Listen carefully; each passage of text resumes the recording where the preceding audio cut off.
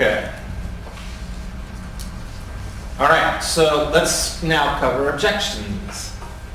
So we're going to go through this fairly quickly, and then we're going to play a game. So really pay attention, and we're going to have some prizes in the game of how good we answer objections and do this thing. So objections. So follow along with me here, and we're on the second page. Here's when you'll get objections. When you'll get objections 100% of the time if, number one, your presentation is weak. So, question for you. When was the last time someone watched your presentation? Never?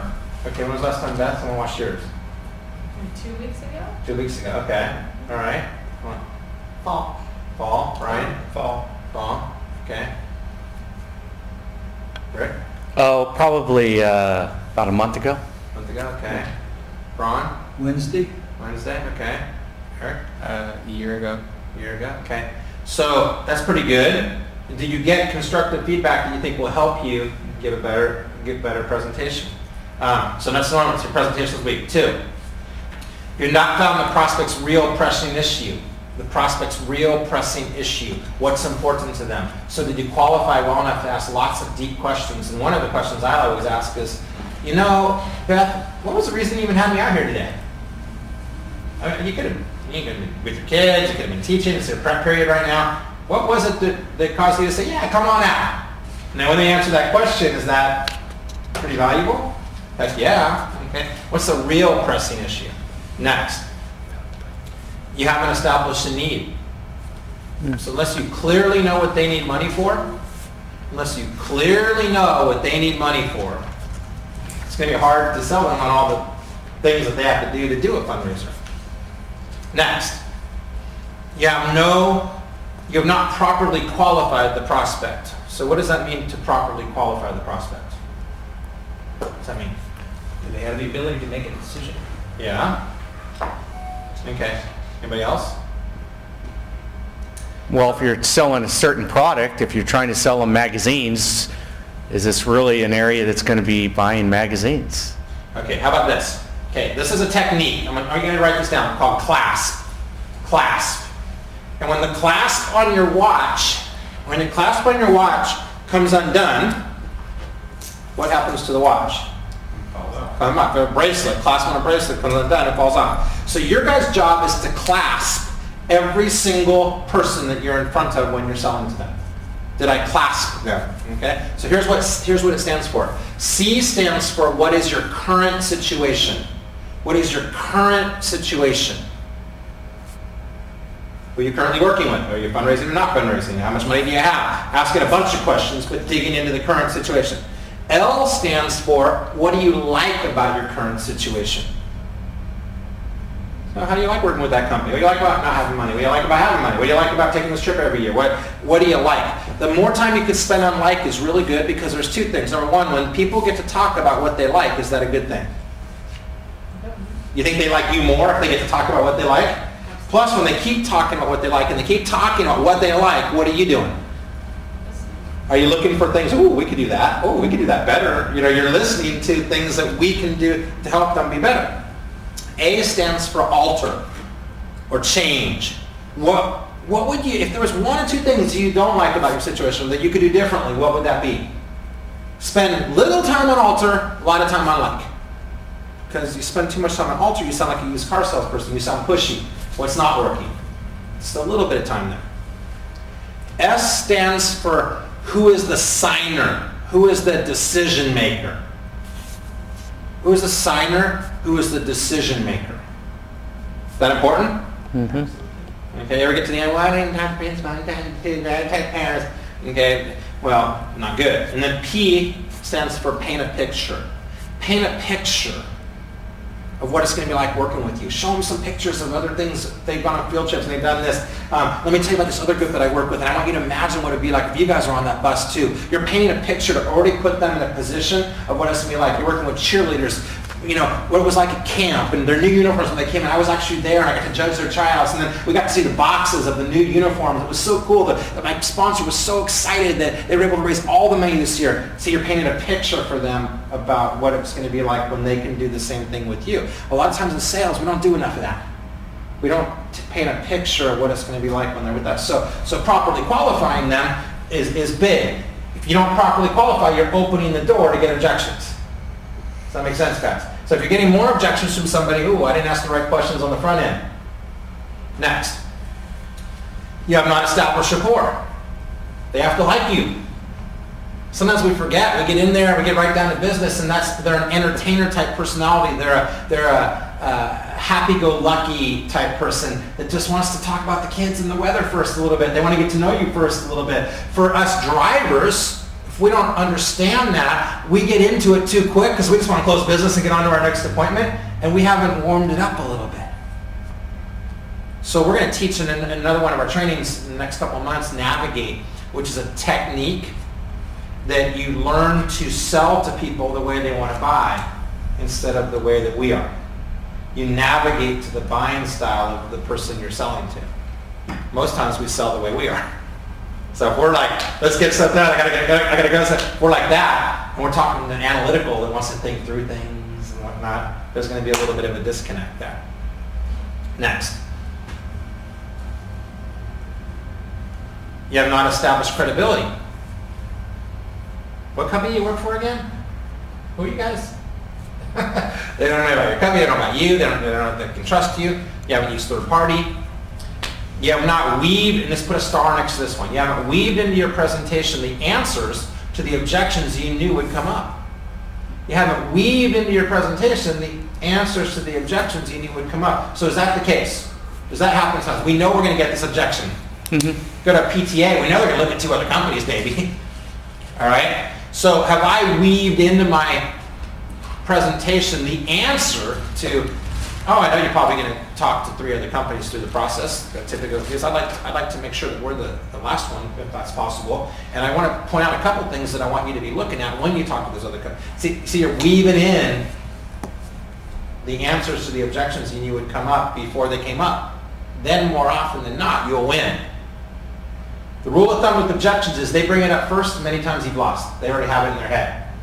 So our job is to overcome the objection before it comes out. Right. Well, I mean, I'm kind of going back to the first one, because don't we pretty much in all of our presentations, we're going to experience some type of objection. Are you just saying that maybe you need to find out what their objections are, what their concerns are before you even start your presentation? Maybe. Well, if you're doing it right, if you're building rapport, and then you're qualifying, you're in the beginning part long enough by doing the class technique to start to hear some of the objections. You get right into rapport, and the next thing you're doing, you're showing them brochures. You haven't had a lot of time to build a little relationship and find out what they've done in the past to hear what their concerns and their objections are. So it's the biggest mistake salespeople make. As a matter of fact, qualifying, I think, is a lost art, and it's never really been something that's on the forefront of sales, but I think it's just as important as closing. In other words, you can go to Barnes & Noble, you can get a book on closing, you can get a ton of books on closing. You cannot find a book on qualifying.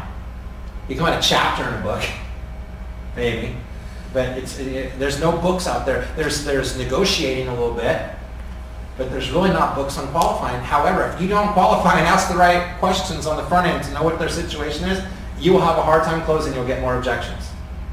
So, to answer your question, yes, you need to spend time on the front end, enough time to know what those objections are going to be. Okay. Between building rapport and qualifying. And then when you're getting positive signals, here's what I like, I am the decision maker. They're moving their head up and down like, yeah, I could see myself doing that. Well, then let me go ahead and show you some of our products. Then you've earned the right to pull out the products and explain the program.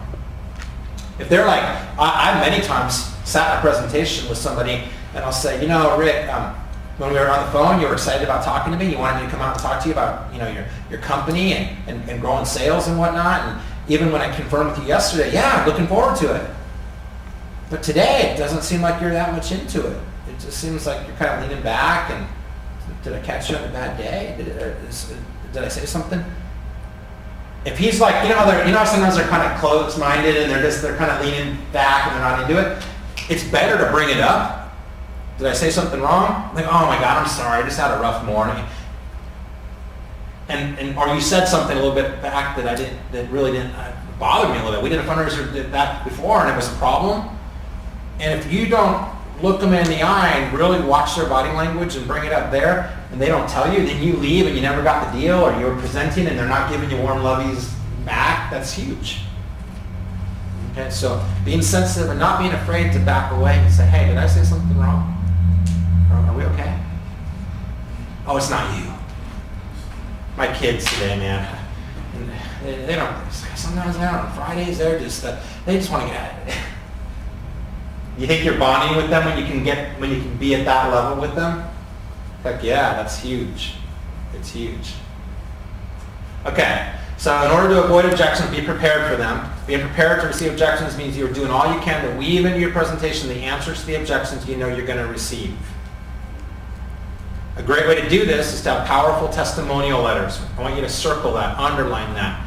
How many of you guys have at least 10 testimonial letters of clients that have worked with you that say how great you are, great American is, and Brian did this, and Brian did that, and they're in some sort of binder that you can show with yellow highlighted the main one or two sentences like, oh, that's awesome. How many of you guys have testimonial letters? Brian does, Beth does, okay, good. The rest of you, you're losing opportunities.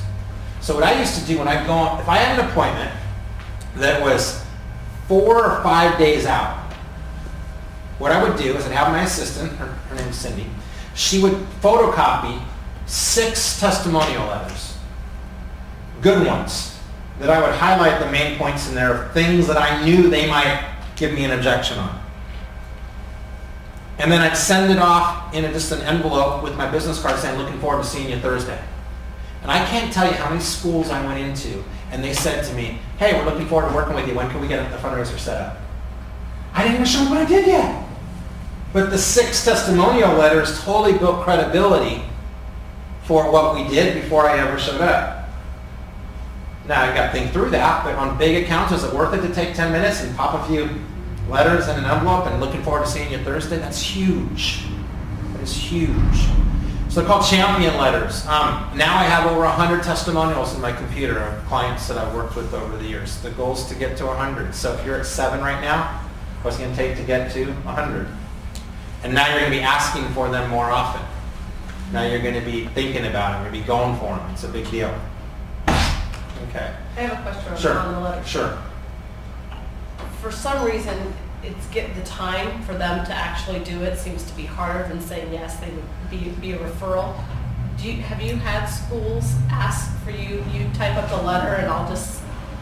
So here's how you do it. So first of all, when you show them other letters, say, hey, so you're going to lead them down in the wrap-up meeting, okay, or when you're servicing, you lead them down the road that they're happy. And you're going to lead them down questioning it. They say, oh yeah, I love this. This is great. Would you do me a favor? Because there's a lot of new people that I talk to sometimes that don't know about our company, don't know anything about what we do, and it would just make it so much more comfortable for them if they knew that there's other people out here that like it. Sure. Could you just like a paragraph or so, just something like this, they see that someone else did it, would you just really quickly scribble out 3 or 4 things that you said that you enjoyed? And would that be, can you do that in the next couple days? Because if not, one of these ladies, she told me, she goes, I trust you, Gary, and I'll tell you really quickly what I'd like. You can go ahead and write the letter up for me, and then I'll give you a piece of letterhead, and I'll just bring it back and I'll sign it for you. Now, you guys can say that right now, that I know a guy that some of his people didn't have the time to write letters. That's integrity, because it's truth, I did do that. And now he wrote the letters for them, and you get your first one that will do that, and you can say, one lady asked me to do, she said, I trust you, here's what I like, you write the letter. So you just have to make it a decision. It needs to be like your self-talk, that I'm going to get these letters somehow, some way, because it's part of what I do. But they're worth gold. Guys, and you really want to make a note of this. 1 letter for every objection that you get. So if you get an objection about your products are too expensive, somebody says, when I originally looked at it, I thought you guys' products were too expensive, but when I compared you to the other fundraising companies, you guys are actually pretty reasonable.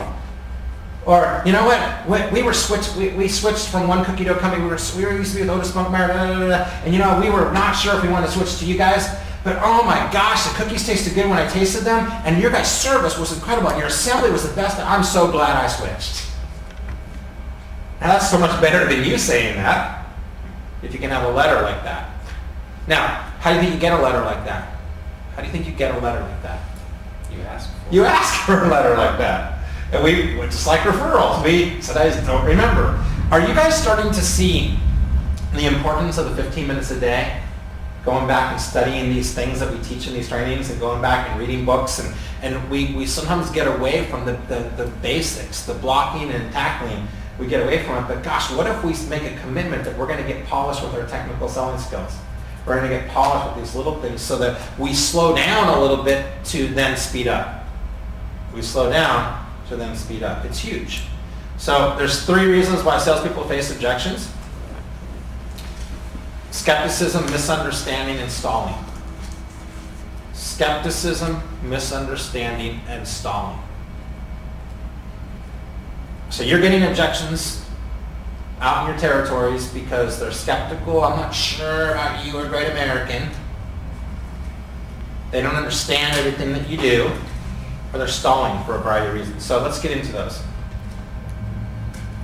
The best way to handle objections is to be knowledgeable and interested in helping the prospect achieve their objectives. Respond to objections positively, and respect the people's actions as legitimate concerns. So let's talk about skepticism first.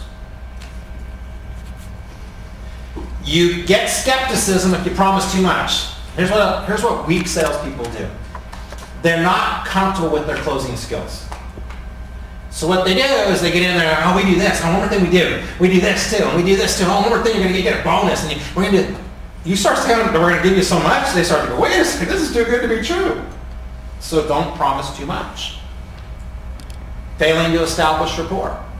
They're skeptical when you don't establish rapport and them get to know you and trust you first. Not asking the right questions. Not fully answering questions. Like they ask you a question, oh, I don't know that, I'm just going to not answer it. How do you know if you fully answered a question for them? You ask. Yeah, yep. Drop those. Yeah. So does that answer your question, or are we good, or do you need some clarification on that? Becoming defensive and not client-centered. We got this new promotion at Great American that you're going to love. That's us-centered. What's important to them? Like I said, when you qualify them, what's their needs? Why they have you out? What's on their mind? What's important to them? So we need to be client-centered. I use the word, and I want you guys to jot this down. Am I outward focused? Am I there for them or there for me?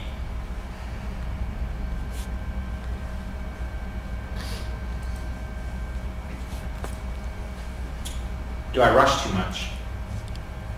Never be hasty. Then you get objections because of misunderstandings. Improper understanding of the need.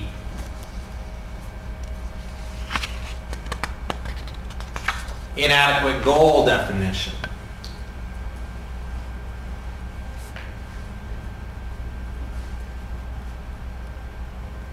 You're not discussing the benefits as much as you should. You're discussing the features. Oh, we pre-pack. There's 12 in a thing. Whatever all the different features are. And then you need to add to that. And the benefit of this is, or what that means to you, write that down. What this means to you.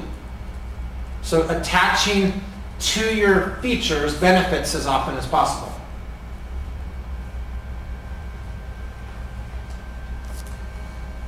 And stalling. The reason they stall is a variety of reasons. Number one is they're not the decision maker. They're going to act like they are, but really someone else is a decision maker. So if you remember to clasp them, will that come out early on?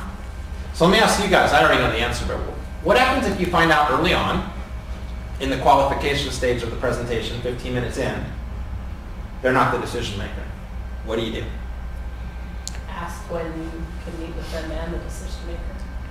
Yeah, potentially. Okay. What do you guys think? Anybody think different?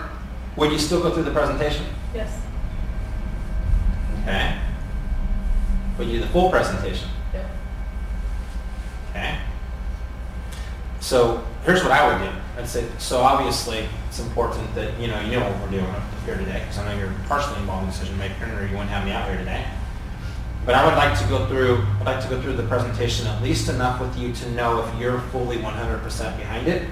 Because if I do come back and do a second presentation with yourself and Mary, I need to know for sure that this is something that you're behind. Because there's no way Mary's going to say yes if you're not even fully behind it yet. Would you be willing to give me an objective opinion after we spend a few more minutes together? Huge. That way you know for sure that when you're setting up that meeting that Julie already likes it. Whoever that person is already likes it. That's big. And I think a lot of people don't do that though. They set up another meeting, but they never really ask them, what do you think about it? They don't dig deep enough to the person that you're spending time with to find out do they really like it? Are they going to go to bat for you? Are you just giving me a polite nod like this because you're seeing 6 companies and you're screening me before I get to the big decision makers? Or do you literally believe we have a good shot at this? We're the best one. If you can't get that from them, then it's your decision if you call Mary. Because they're going to say, I wasn't that. It's going to be hard for you at that point. So they're not the decision maker. Next is they're not sold on your product. They don't like your cookies. They don't like the quality of your product. So of course, I think the bigger school-wides, it's more important that you bring in products that can see the quality of it. The smaller group, I think, is less important. But are you prepared? Do you have a nice presentation?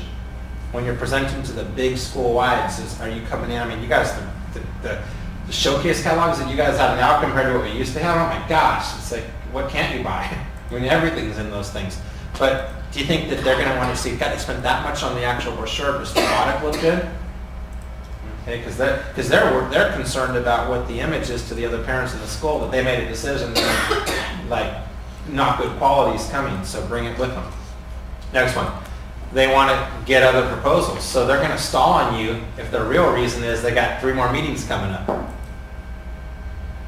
So remember what I said, rule of thumb is if you can ask them if you think it's going to be a competitive situation, hey, would I be able to make a request of you? Can we be the last company that, if we're going to be in competition, can we be the last one? And would you be willing the night before, share with me, not necessarily everything, but some of the things that are important to you so that I can put a proposal together that would beat what you've already seen.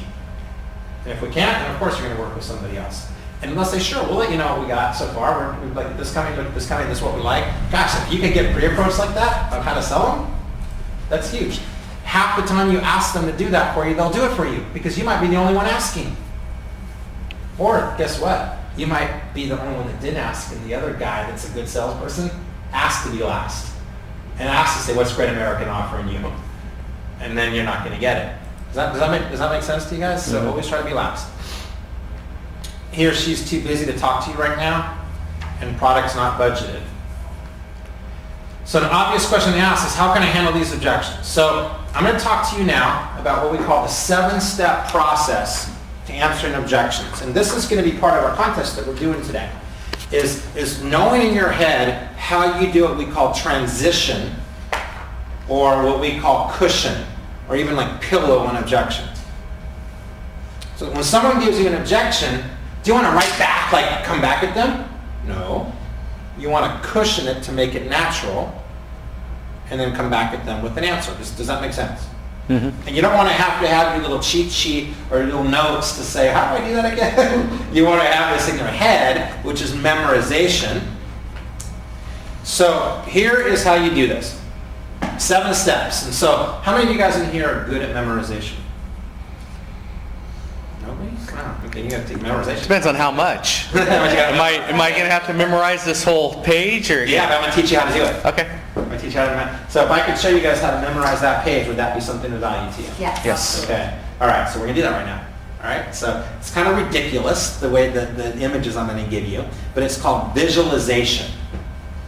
When you can visualize something, it's easier to remember it later. So the first step of cushioning an objection, is be an incredible listener.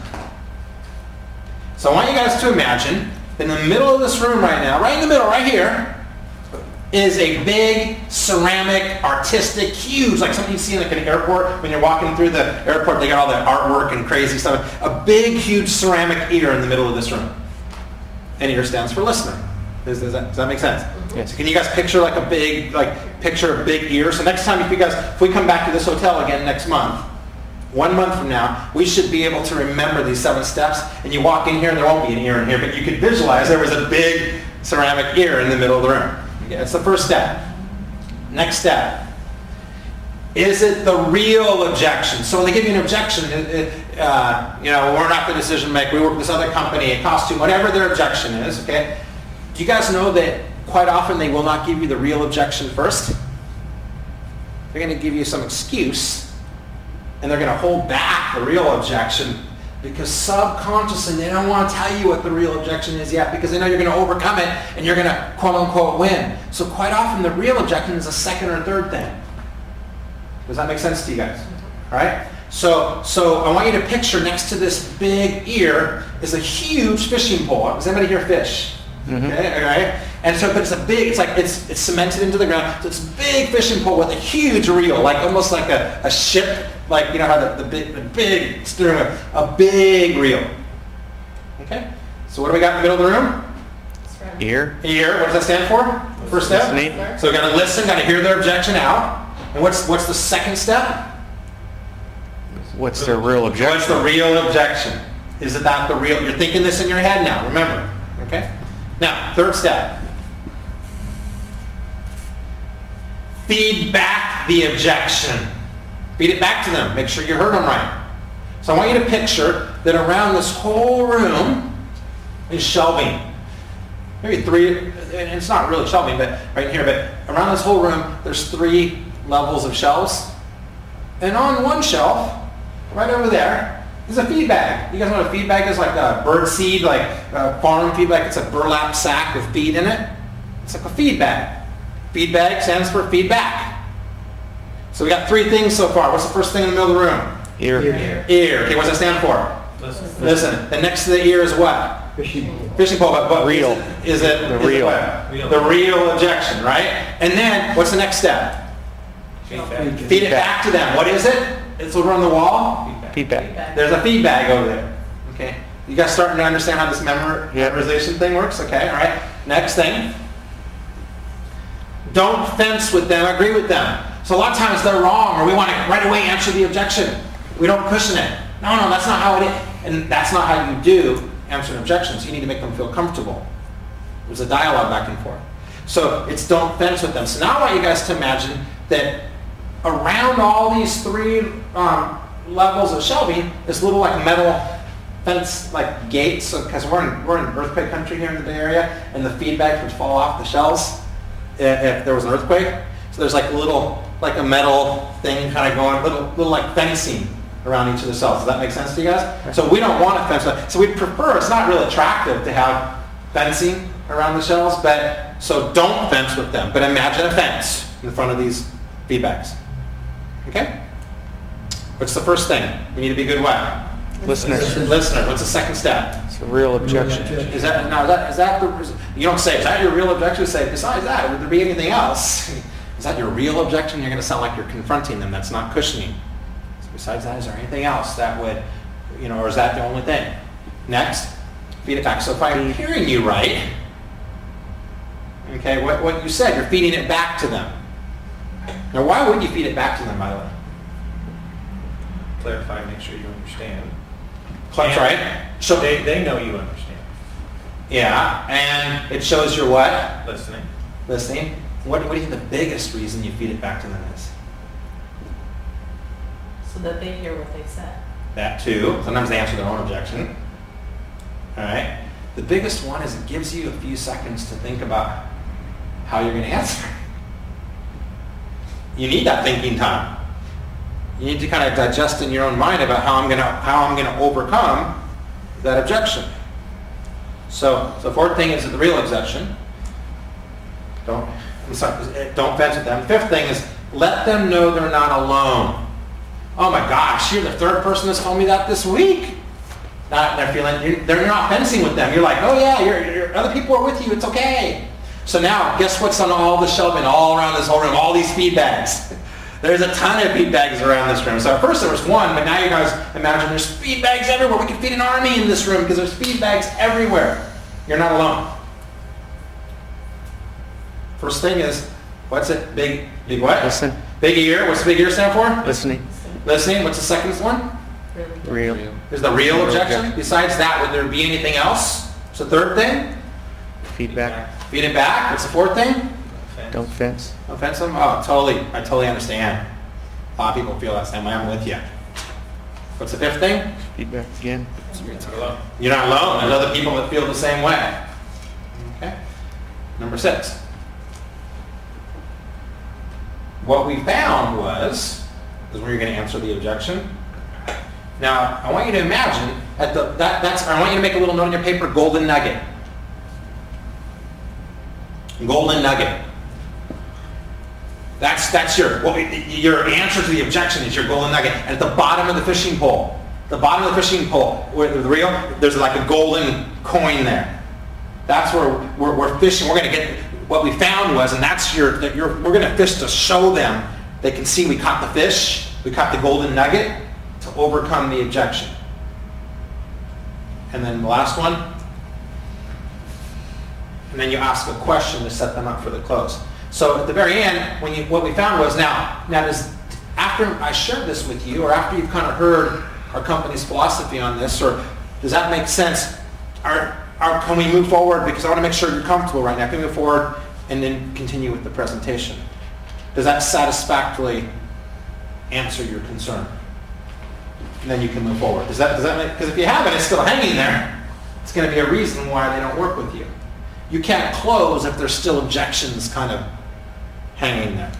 So one more time without looking. Eric, you want to try it? Without looking, what are the 7 steps? Listening. Listening. The real objective.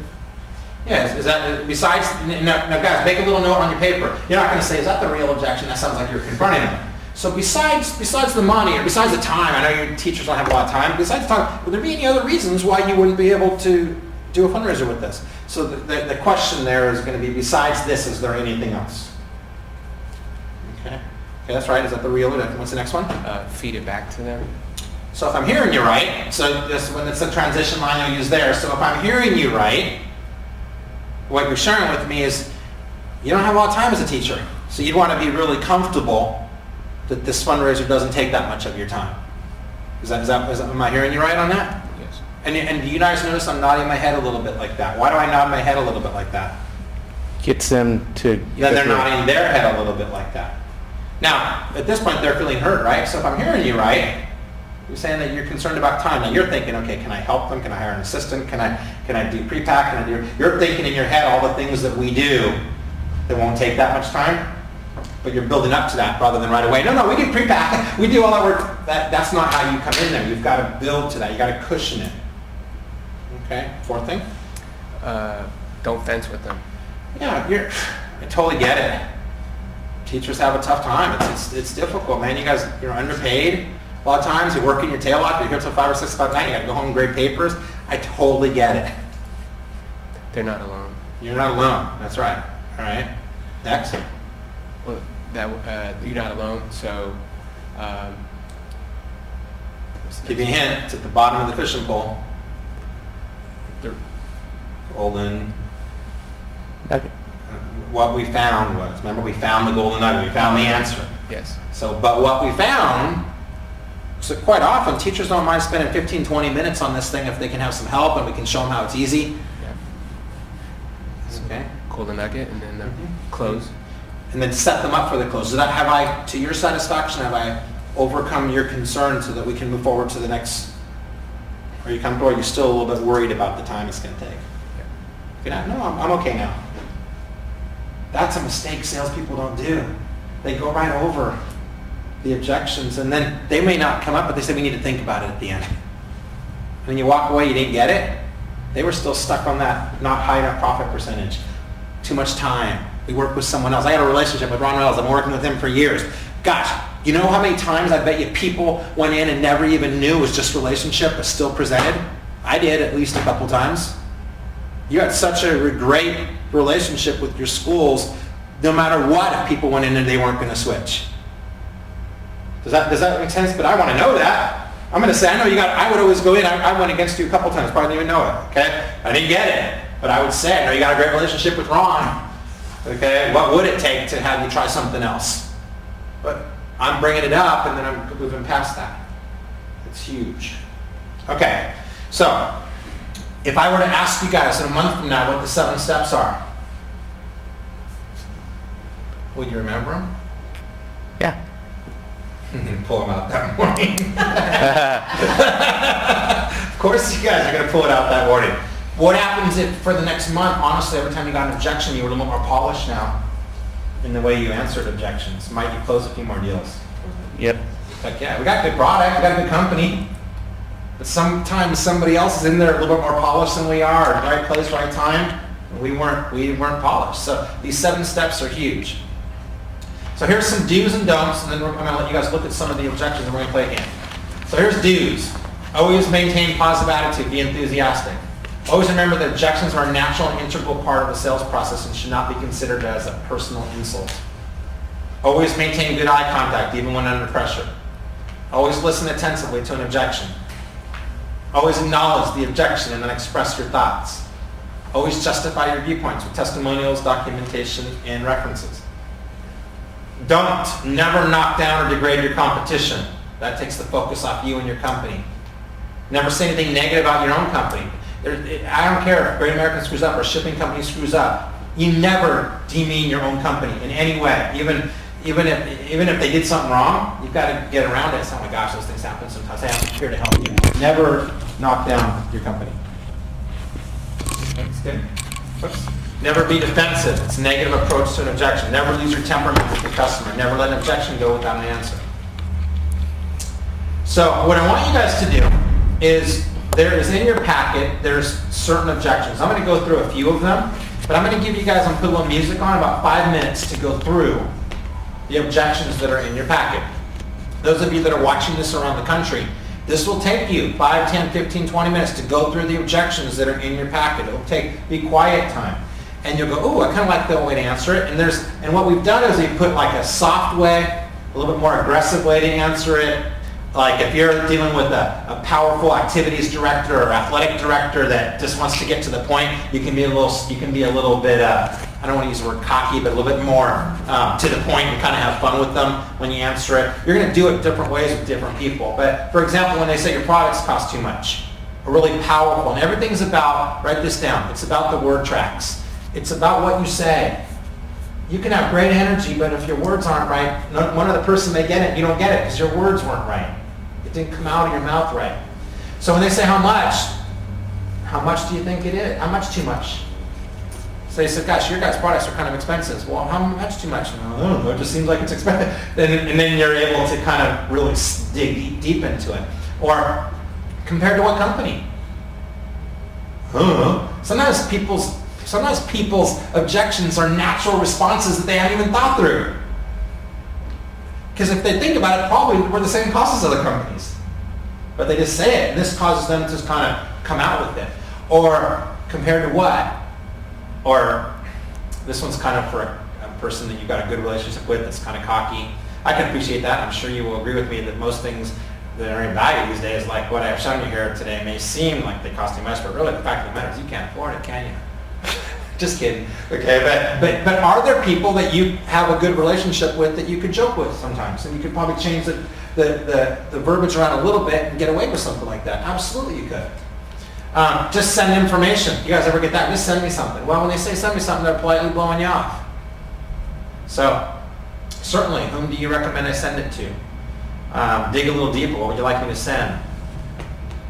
All our information's on our website. I like this one right here, though. Great. My company has invested a lot of money in a comprehensive, fully automated, interactive package.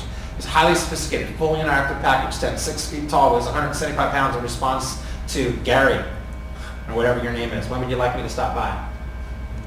Okay, now you can do what's called a power pause, and so write response to the name Gary, then you what's called a power pause for about 2 seconds, 3 seconds. When would you like me to stop by? So when you do a power pause, it commands that they listen to your next statement.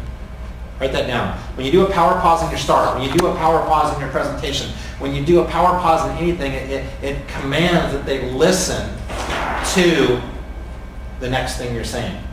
You should do at least 2 power pauses in every presentation. I'll get back with you.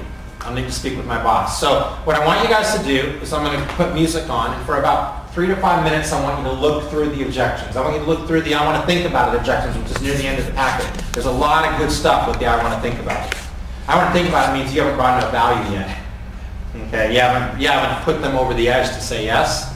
And I want you guys to study up on that. And then what I'm going to do is I want you guys in the next 5 minutes too, is I'm going to hand out, these are common objections that we get in fundraising. Whoops. And I want you to start thinking about, how you would answer some of these questions when it comes to fundraising. So I'm going to put a little music on. John, you can put a little music on for the listeners, and I'm going to put a little music on in here. And in about 5 minutes, I'll come back to you guys. So just look through your packet.